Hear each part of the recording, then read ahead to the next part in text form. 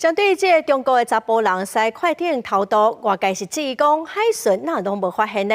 海委会主委关碧玲是表示讲，确实有疏失，相关的同仁已经认错处分了。虽然这个偷渡客讲伊是来台湾刀客自由，也毋过关碧玲是表示讲伊无相信，因为这个人有海军艇长的身份。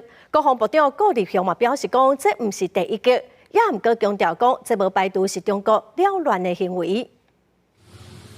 中国一个姓黄的查甫人，车到驶快艇，直往淡水河鱼林码头创下首例，互各界集齐。安全海巡无伫海上就实施乱制猎捕。海委会主委关碧玲表示，花这消防哨人员处理有疏失，已经批准相关同仁的自请处分。系统没有失灵，但是是人出了问题，雷操手误判的结果。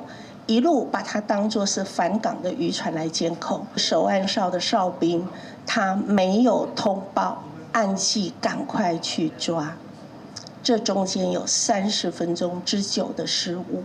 关碧玲表示，去年到达有18件类似案件已经拟定中长期计划应用处理。另外，姓黄的查甫人讲是要刀客自由。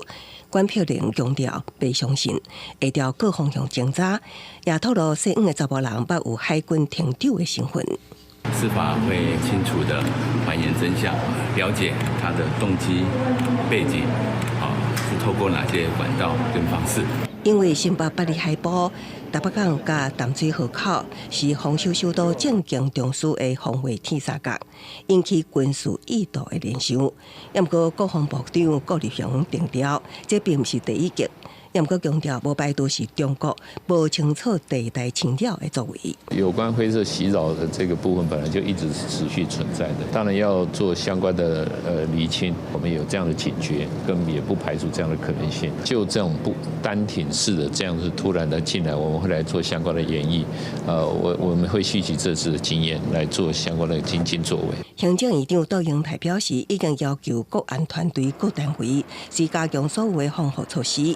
密切注意，去启动司法加行政调查，一定厘清责任，明确作出处分。记者综合报道。